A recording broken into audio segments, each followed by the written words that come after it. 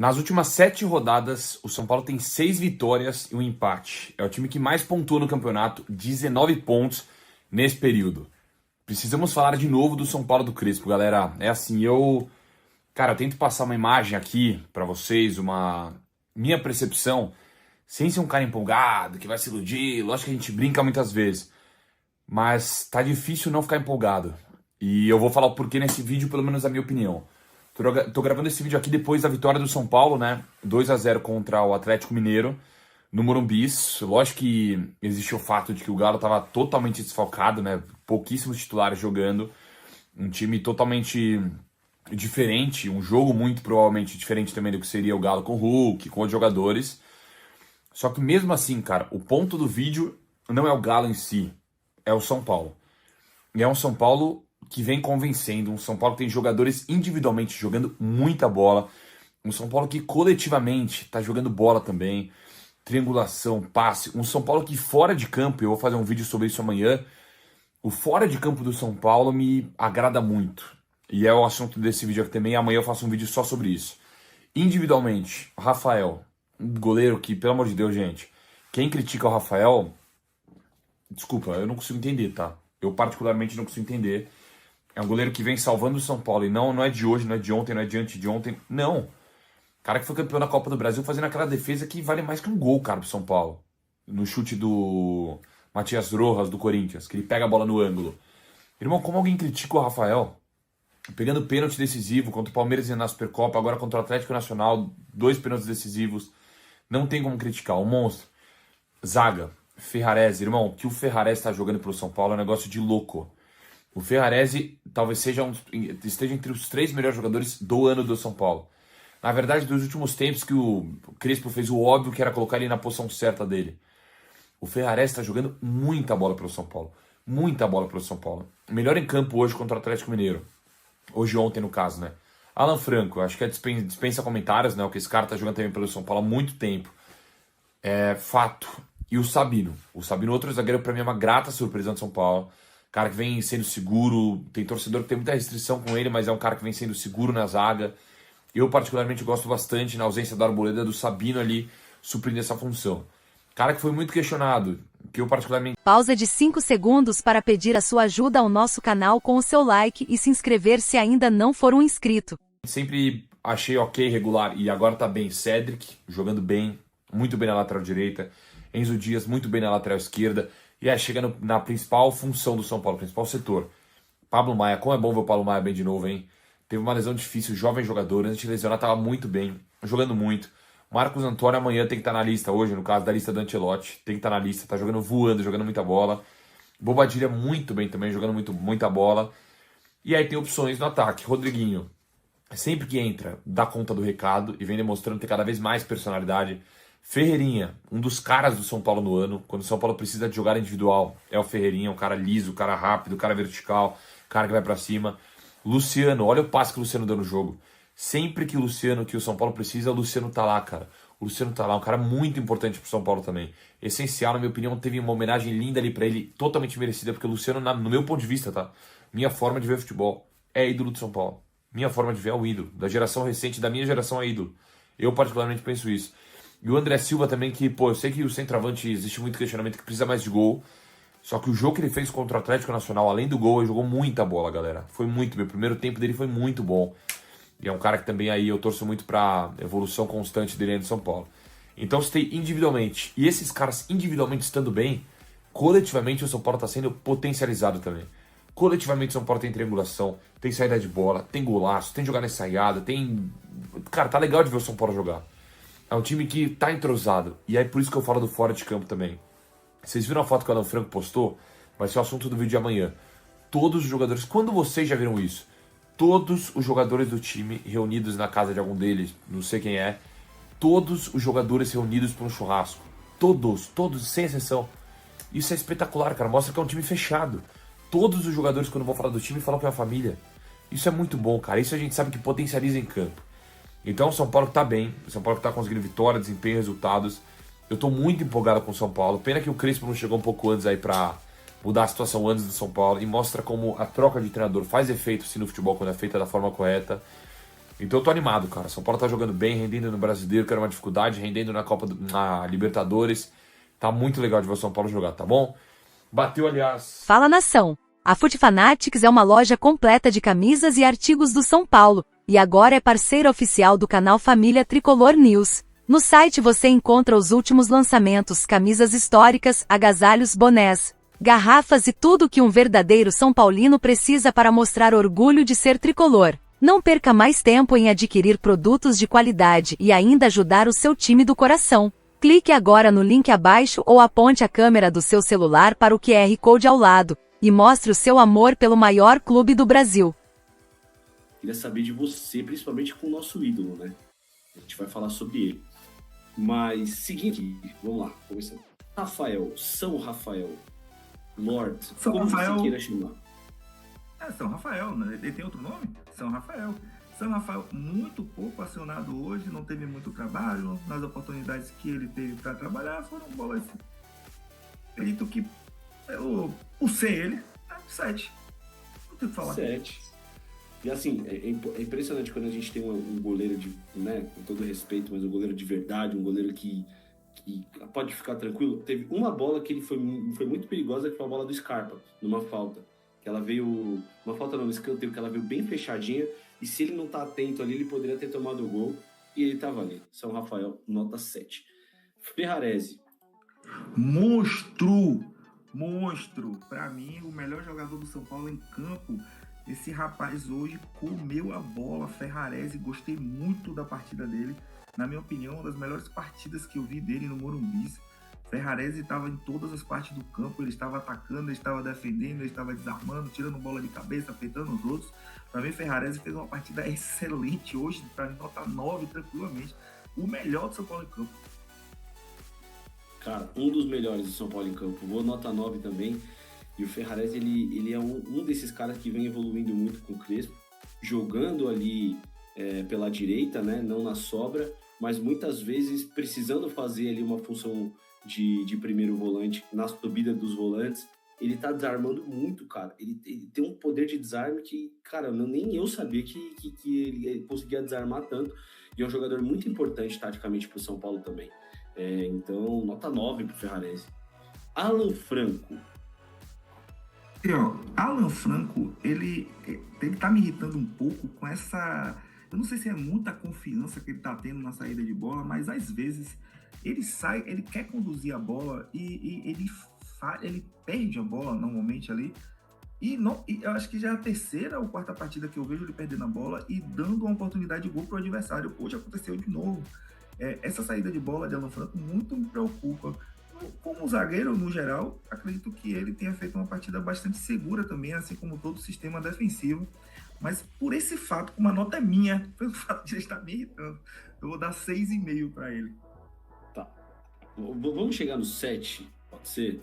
Porque ele fez mais uma partida segura. É que o Alan, ele joga desse jeito, ele joga meio que no risco ali, apesar de ser um risco calculado. Cara, ele tomou uma jantada hoje do Igor Gomes, e eu acredito que seja sem querer, porque eu conheço o Igor, não tem maldade ali no lance, na canela, que doeu em mim, cara, tá louco. Ali foi complicado. Sabinão, eu vou começar com a nota do Sabinão, tá? Nota 7,5 para Sabinão. Muito bem hoje, tá? Muito bem o jogo do Sabino hoje. E você? Eu sigo o voto do relator, acredito que também é uma partida seguraça. A nossa defesa foi muito bem hoje. Tá 7,5 para quem diria, né, meu amigo? 7,5 para Sabinão. E assim, a gente fica, né, falando, mas obviamente que o Sabino, ele é um bom jogador. É que tecnicamente em relação aos outros, ele fica um pouco abaixo. O importante é que o Sabino, na deficiência dele, que é a saída pelo lado esquerdo, muitas vezes ele às vezes quer subir um pouquinho mais, quer induzir um pouco mais o passe, às vezes ele acaba se sabotando, né? Que ele chama a marcação, não sabe o que fazer, desperdiça a bola. Hoje foi muito bem na leitura de jogo, que é para mim uma das deficiências dele. Chegou ele. Chegou. Rufem os tambores. Cédric Mito Soares. Comece. O nome de meu futuro filho hoje, mais uma vez. Se alguém já me viu criticando esse cidadão, eu peço que, sei lá, faça um clipe, alguma coisa nesse sentido aí, que eu nunca critiquei Cédric Soares. Esse cara devolveu o meu espírito de queimar a língua com o jogador. Para mim, hoje ele fez mais uma partida muito boa, com assistência, inclusive. Ele ia dar 2 assistências, teve uma de cabeça ali que ele deu para trás, né, numa jogadaça de Pablo Maia. Acredito que Cédric Soares está numa crescente. Faltava adaptação. Vocês, torcedores de São Paulo, não tem calma com os jogadores, gostam de criticar, pedir a saída do rapaz. Ele é jogadoraço. O cara que jogou no Arsenal, o cara que jogou na Inter, vocês estão loucos. Ele é 8, nota 8 para meu ídolo Cédric. Eu vou chegar no 8,5. Mais uma assistência dele, tá? Mais uma assistência pro gol do Tapia. Mas assim, memes à parte, o Cédric vem numa crescente muito importante no São Paulo também. Talvez pela chegada do Maílton, tá com uma sombra ali agora. Não sei. Mas, cara, apesar de ter aquela estatística bizarra dos erros de cruzamento e ainda uma deficiência monstruosa dele, eu acho que aos poucos ele vai se adaptando e principalmente crescendo. Eu acho que a importância tática do Cédric está principalmente em fechar espaços. Ele tem uma leitura de jogo em relação aos espaços muito boa. Então ele consegue fechar muitos espaços para fazer aquela linha de 5 quando precisa, fechar por dentro quando precisa e tomar a decisão certa. Coisa que um lateral inexperiente como o Mike tem essa dificuldade. Às vezes tem um cara passando aqui e aí vai ter o ponta passando por trás dele, quem que eu vou? Então o Cédric consegue fazer essa leitura muito bem. Ainda precisa melhorar bastante coisa, principalmente no apoio. Mas é um jogador que vem em evolução e a gente também tem que ser justo. Quando erra, a gente vai criticar. Mas ele vem numa crescente, mais uma assistência para conta, e é um jogador que, se a gente conseguir, né, voltar aquele futebol que ele teve na carreira, é um jogador que dispensa apresentações. Você falou Arsenal, seleção de Portugal, Eurocopa, mas ainda assim é um jogador muito longe do que ele mesmo apresentou. Mas tá me surpreendendo, cara. Tá fazendo partidas consistentes aí ao longo do tempo. Pablo Maia. Para mim também é uma boníssima partida do nosso garoto de Cotia, agora de contrato renovado. Pablo Maia, a gente sempre tem que torcer, né, para um rapaz assim, um cara que é de grupo, que não faz mimimi, que às vezes vai ter que figurar no banco de reservas, em decorrência de as posições estarem bem consolidadas na mente de Crespo, mas hoje ele fez uma boa partida, fez o gol que tirou o peso das costas do São Paulo. Até então o São Paulo nem estava chutando ao gol direito, ele tem esse chute, ele tem essa precisão. Eu gosto muito do futebol de Pablo Maia. Acredito que ele ali, como terceiro homem de meio campo, ele aproveitou a oportunidade. Ele pode encravar, inclusive, uma interrogação na mente de Crespo em alguns momentos. Hoje ele fez para mim uma partidaça, para mim é 8,5. Sigo o relator. Eu acho assim, eu até colocaria 9, porque eu acho que ele teve a mesma intensidade do que o Ferrarese. E para mim foi o melhor jogador da partida, tá? Ele tava com uma dificuldade de se adaptar a esse esquema do Crespo, principalmente porque ele é aquele primeiro volante, né, Matheusão? Pediu para ser substituído, machucado, e perguntaram pro Crespo sobre a questão do Marcos Antônio ser convocado, né? Ser convocado para a seleção. E ele falou, né, que é um orgulho, né, ter o Marcos Antônio convocado. Ele falou o seguinte, abre aspas: claro que é um motivo de orgulho o caso do Marcos Antônio, como acontece também com o Ferrarese, com o Tapia, quando são convocados. É um momento ótimo. O Marcos Antônio falando da seleção brasileira. Acho que ele merece. Está jogando em um ótimo nível. Hoje saiu por precaução. Espero que não seja nada. Fecha aspas aí para o Crespo falando sobre o Marcos Antônio, tá bom? Agora, meu parceiro, vamos seguir aqui e vamos mudar de assunto. Bora falar agora sobre assunto sério, e a partir de agora é só notícia ruim. Só notícia ruim porque é o seguinte. Primeiro, né, o Marcos Antônio, o Crespo falou na coletiva que foi precaução. Aí o André Hernan colocou aqui, ó: Marcos Antônio sentiu um peso na perna, um desconforto e pediu para sair por precaução. O jogador está se sentindo bem. Será avaliado, mas não preocupa, né? Então a questão é essa. Ele parece estar se sentindo bem, né? Foi mais uma precaução, né? Vai fazer exame hoje e esperar que não seja nada grave. Seja realmente só uma precaução aí, né? Porque, perdeu já não basta os 1 milhão de desfalques que São Paulo tem, né? Perder o Marcos Antônio agora seria uma lástima, né? Seria um negócio assim realmente lamentável. Torcer para que não seja nada grave. Lembrando que hoje tem convocação, se não me engano é hoje que tem a convocação, né? Então tem essa questão aí ainda, pelas informações que tem, ele vai ser convocado. entendeu? Vamos ver, né, se ele tiver machucado, se vai ser, se não vai, né? Se vai ser cortado, enfim. Se não for nada, ele deve ser convocado normalmente aí, tá bom? Agora, meu parceiro, seguinte, vamos lá.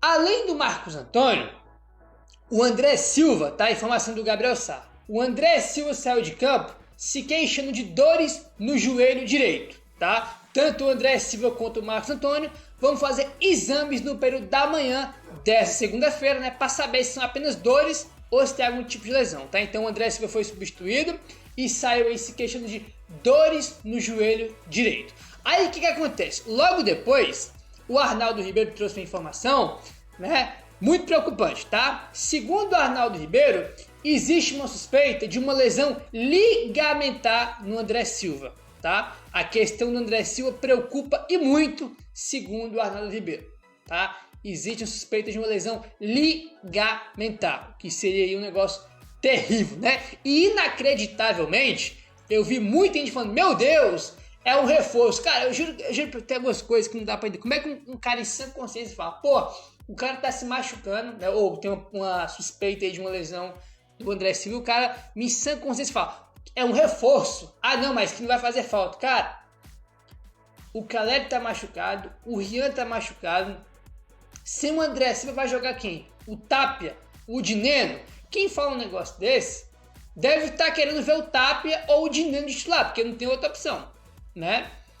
Perder mais um centroavante além do Rian e do Caleri. O André Silva, o artilheiro do São Paulo na temporada, jogou nada ontem, entendeu? Mas fez gol importante Libertadores. Na temporada, ninguém fez mais gol que ele, velho, entendeu? Mesmo que ele sendo criticado, né? Ele não jogou nada ontem, a gente tem que criticar sim. Melhor artilheiro do São Paulo na temporada. E se ele não jogar, a gente tem o Dineno e o Tapia, entendeu? Dineno e o Tapia. Aí eu não entendo, sinceramente, essas pessoas ficam falando que, nossa, é um reforço, não sei o quê. Não significa que não tem que criticar, que pode criticar, não tem problema nenhum. Eu mesmo critico ele aqui toda hora, como acabei de criticar, falando que ele foi um dos piores em campo ontem, entendeu? Mas falar que o reforço do cara tá fora, eu acho que tem uma bizarrice também. Já tem 300 jogadores machucados, entendeu? E eu prefiro muito mais ver o André Silva em campo do que ver o Dineno e o Tapia. Até porque o André Silva faz gol, né? Tanto que ele é o artilheiro do São Paulo na temporada aí.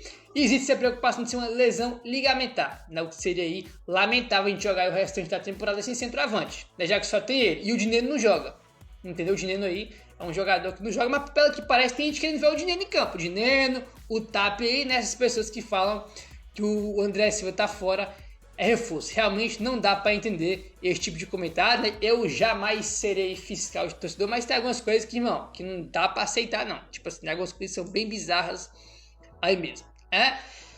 Enfim, cara, vamos avançando aqui agora. E agora vamos entrar no tema Lucas Moura, né? Porque é um negócio assim também que é outra coisa que também não dá para entender. Vamos lá. Pouco antes dessa escalação, né? Essa informação que o Lucas não estava relacionado pro jogo. Segundo o André Hernan publicou o seguinte: Lucas Moura só depois da data FIFA. O jogador será poupado hoje, no caso ontem contra o Galo, e na semana que vem contra o Cruzeiro. Lucas fará um recondicionamento nesse período para poder retornar contra o Botafogo e depois contra a LDU na Libertadores. Só que assim, eu confesso para vocês que eu não acredito muito nesse negócio aí de poupado. Não acredito mesmo nesse negócio de poupado aí, porque é muito estranho esse negócio. Muito estranho mesmo. Aí depois, tá? O Arnaldo Ribeiro trouxe a informação dizendo o seguinte: o Lucas Moura treinou como titular na sexta e no sábado, mas voltou a sentir. Então, se ele voltou a sentir, ele não foi poupado, né? Ele ficou de fora aí porque ele sentiu. Não foi, nossa, vamos deixar o Lucas aqui de fora, né? Deixar ele aqui de fora para poupar ele. Não foi isso. Ele sentiu aí de novo, tanto que o Lucas treinou sexta e sábado para jogar como titular ontem contra o Galo. A gente comentou a semana inteira aqui que ele deveria ser titular, que a gente esperava que ele fosse titular ontem, né? Então ele não foi poupado, né? Esse papo de que ele foi poupado não engana ninguém. Não tem trouxa aqui não, tá? Aí o Arnaldo completa: o jogador volta a ser uma preocupação para o restante da temporada, entendeu? Então tem essa questão aí. Ele voltou a sentir, ele estava sendo preparado e estava treinando para começar como titular contra o Galo. Então, tipo assim, não tem como o cara treinar a semana inteira como titular, né, para jogar ontem e ser poupado do nada, né? Não tem otário aqui, não tem trouxa aqui, né? Não tem trouxa aqui. Ele voltou a sentir de novo. Aí que fica a questão: o que aconteceu para ele voltar a sentir de novo? Eu tenho uma opinião, né? Opinião baseada em tudo que acontece, né? Baseada em tudo que acontece aí.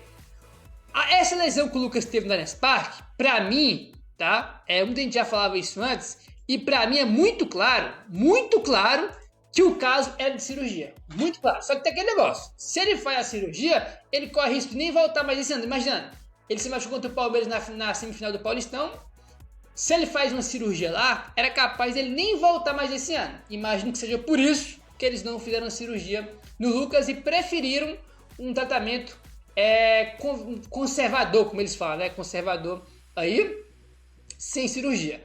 Aí ele fez esse tratamento, né? Que se machucou contra o Palmeiras, aí ele ficou um tempão fora. Aí ele volta no jogo contra o Fortaleza no Brasileiro. Joga 2, 3 jogos, né? Saindo do banco de reservas.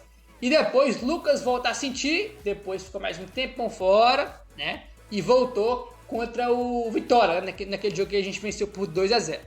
Aí jogou poucos jogos e agora voltou a sentir de novo, né? Então é muito claro que a situação do Lucas é sim para cirurgia, mas não fizeram porque se ele fizer cirurgia é capaz dele nem voltar mais esse ano. E infelizmente ele voltou a sentir, né? E isso aí é que eu acho baseado nas situações que vem acontecendo aí. E a partir do momento que ninguém explica o que acontece, a gente pode achar o que a gente quiser, né? Eu posso achar o que eu quiser, você pode achar o que você quiser, porque ninguém esclarece nada, entendeu? Hoje de manhã, segunda-feira, né? Só pode soltar nota, né, e atualizar a situação do Lucas, porque vocês vão lembrar que assim quando o Crespo chegou e ele falou na coletiva que não ia falar sobre a situação do Lucas, o São Paulo foi lá e soltou um relatório, né, aí da situação do Lucas. Beleza, agora tem que soltar uma atualização, né, pra gente saber o que aconteceu. Falar, ó, o Lucas sentiu de novo, vamos fazer isso aqui, entendeu? Os próximos dias vai ser assim, ele tá fora por tanto tempo, entendeu? Não precisa nem falar, né, por quanto tempo ele vai ficar fora, porque o São Paulo nunca fala, mas pelo menos explica o que tá acontecendo com ele, se ele voltou realmente a assistir, pra gente saber, né? Mas é o que parece, né? Pra mim aí tá muito claro que ele não se recuperou dessa lesão e que a questão é cirurgia. Muito claro. Lamentavelmente aí. Lamentavelmente. E agora, né? Ele ficou de fora do jogo de ontem. Não vai jogar contra o Cruzeiro também no próximo sábado, né? Aí a gente tem o Cruzeiro sábado e depois tem data FIFA. Na expectativa é que ele volte depois da data FIFA pro jogo contra o Botafogo. Né? Que se não me engano é o primeiro jogo aí. Depois da FIFA, só que assim, eu não tenho dúvida se ele vai estar realmente nesse jogo contra o Botafogo, se ele vai estar na Libertadores, tenho dúvida, cara. Do jeito que a situação dele tá, não dá pra gente falar, não, agora sim, contra o Botafogo, ele vai estar bem e vai jogar. Contra o LDU, ele vai estar bem e vai jogar. Não dá pra gente ter essa confiança, né? Ninguém passa essa confiança pra gente, porque desde que ele se machucou contra o Palmeiras, ele já voltou 2 vezes e parou 2 vezes, né? Já tinha voltado antes, parou, né? Porque sentiu de novo, voltou e agora sentiu de novo, entendeu? Parece aí, né, cara, muito claro que o caminho realmente é cirurgia, não tem o que fazer. Lamentavelmente, né? Vamos ver aí, né, se vai acontecer, se vai ser novidade sobre o Lucas hoje, né? Se o São Paulo vai soltar alguma coisa, um relatório novo que tinha que se soltar, é uma obrigação do São Paulo soltar um relatório aí para atualizar a situação do Lucas, né? Porque alguns jornalistas soltaram aí que ele foi poupado, né? Não foi poupado, não tem trouxa aqui, entendeu? Não tem como o cara treinar a semana inteira para jogar como titular contra o Galo e do nada ele foi poupado. Não existe, ele voltou a sentir, todo mundo sabe disso, né? Alguns jornalistas aí soltou que ele foi poupado e o Arnaldo soltou que ele sentiu, né? E eu acredito que ele sentiu porque ele estava a semana inteira treinando para jogar contra o Galo, entendeu? Se ele fosse realmente poupado, né? Vamos tirar o Lucas aqui do jogo, poupar ele, tinha essa informação bem antes, né? De sair as notícias que ele ia ser titular contra o Galo, entendeu? Qual foi a primeira vez essa semana que a gente comentou que o Lucas ia ser titular contra o Galo? O jogo foi ontem domingo, eu acho, sei lá, que foi na quarta-feira ou foi na quinta.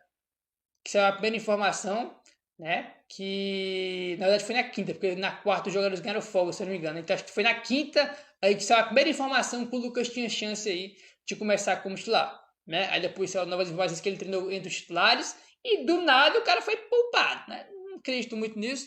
Agora é esperar aí, né, cara, notícias durante o dia em relação ao Lucas, em relação ao Marcos Antônio, em relação ao André Silva, né? Que o André Silva pode ser uma lesão ligamentar. Então tem essas 3 preocupações: Marcos Antônio, André Silva e Lucas, né?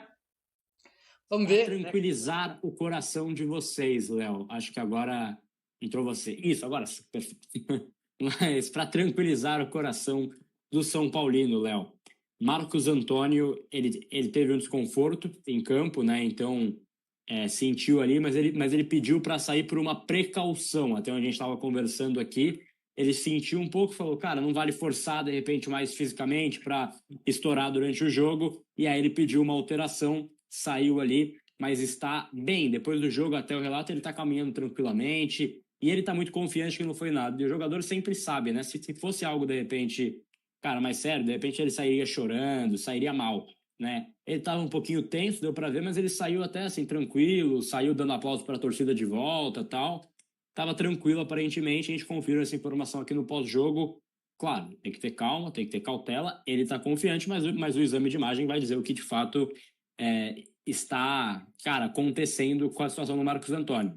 Mas é uma informação importante para a gente ficar de olho aí, então, que o Marcos Antônio está bem nesse pós-jogo, né? Tá, cara, fisicamente ele está bastante tranquilo que seja confirmada a expectativa. Então, em breve eu volto com mais informações aqui da Zona Mista para vocês. O São Paulo não parou nas contratações de Rafael Tolói e Mailton, e segue agindo rápido no mercado de transferências. A diretoria garantiu mais uma contratação nos últimos dias, dessa vez para a categoria de base. O novo reforço foi o meia Mário Joaquim, de 16 anos. O sergipano assinou com o tricolor até julho de 2028, após passagem pelo Valença FC.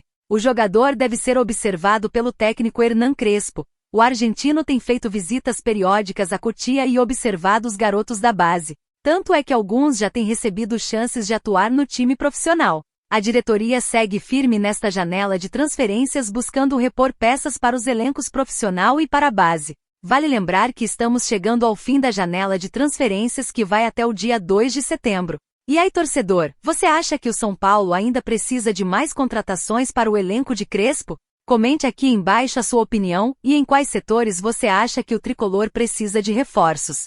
E para você que ficou até aqui, não se esqueça de clicar no link abaixo na descrição ou no primeiro comentário afixado e adquira o e-book A História do São Paulo das Origens aos Dias Atuais e conheça absolutamente tudo sobre o tricolor paulista. Os maiores craques, a história por trás dos bastidores das maiores conquistas. Curiosidades jamais reveladas pela imprensa que vão mudar a maneira como você ama e torce pelo São Paulo. Não perca essa oportunidade exclusiva do nosso canal. E faça parte você também da história do maior clube do futebol brasileiro.